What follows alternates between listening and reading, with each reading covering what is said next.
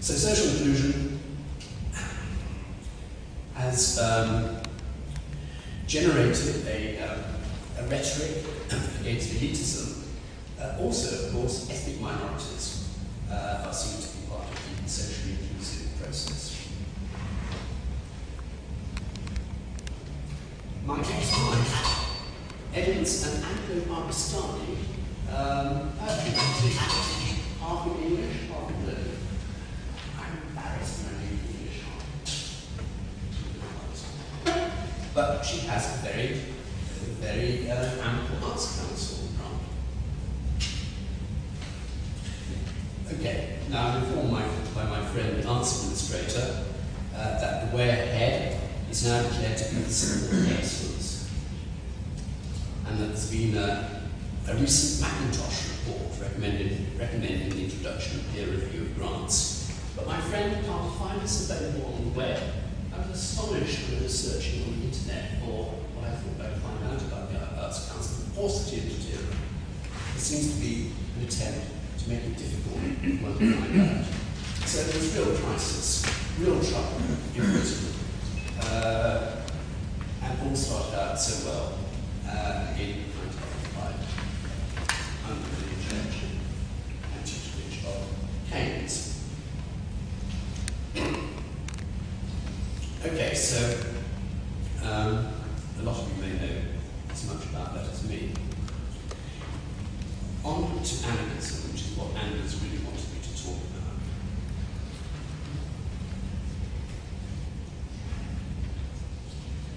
I'm going to talk about the principles of anarchism, which I think and hope you will find applicable to arts organisations.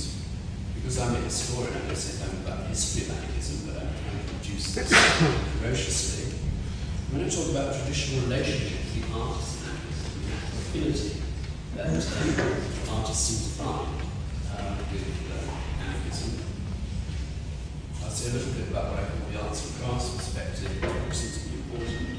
Then finally, my conclusions are probably really the only strictly relevant items with respect to this evening's discussions.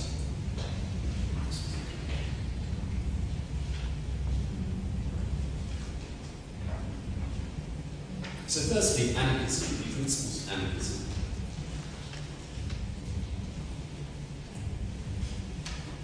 Anarchism continues to produce, at the beginning of the 21st century, this passionate opposition around the end of the 19th and early and beginning of the 20th century.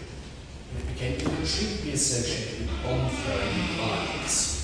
And that's a violence that has re-erupted in recent years with widely publicised activities of self-defense anarchists in the anti-globalisation or anti-capitalism movement and similar campaigns. Yet anarchism is a long-established political position and ideology associated with a substantial body of necessary radical thought, which needs to be taken seriously. If you want a less emotive term than anarchism, I suggest left libertarianism. I'll come back to that in a minute or two. Now, the anarchist tradition is characterized by such concepts and practices as autonomy. Not just individual autonomy, but communal autonomy.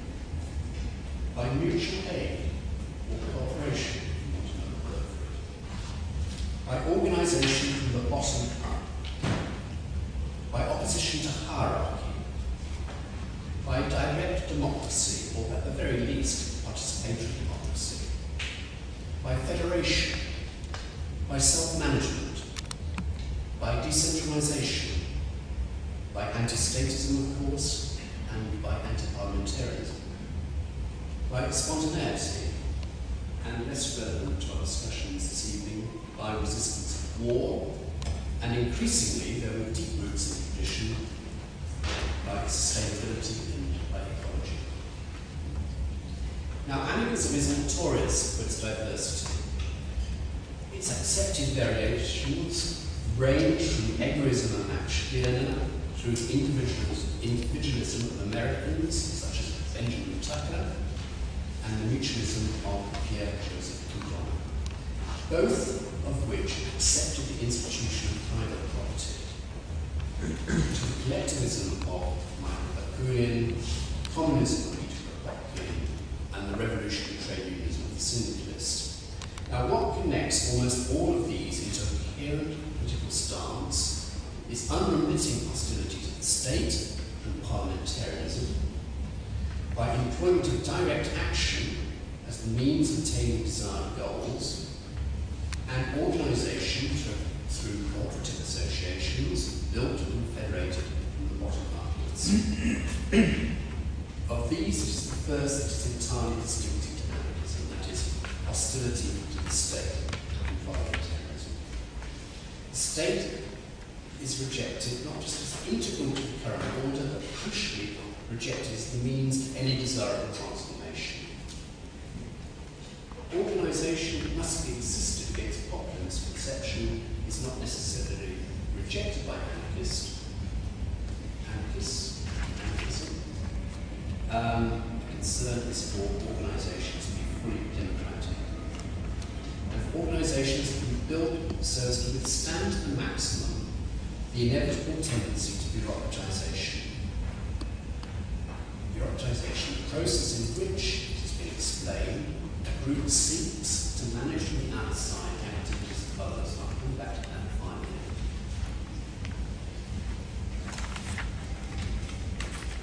For a century and a half, anarchists have been overwhelmingly socialist, despite the concurrent existence of small numbers of individualists in Europe and the United States.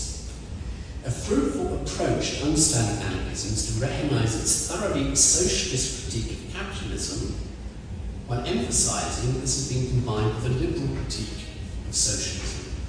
Anarchists being united with liberals in their advocacy of autonomous associations and the freedom of the individual, and even exceeding them in their opposition to statism. The apparent paradox is therefore anarchism has historically been a type of socialism, but simultaneously closely related to liberal thought, and I think that is very important. Libertarian and libertarianism are frequently employed by anarchists as synonyms for anarchist and anarchism, largely as an attempt to distance themselves from the negative connotations of anarchy and its derivatives.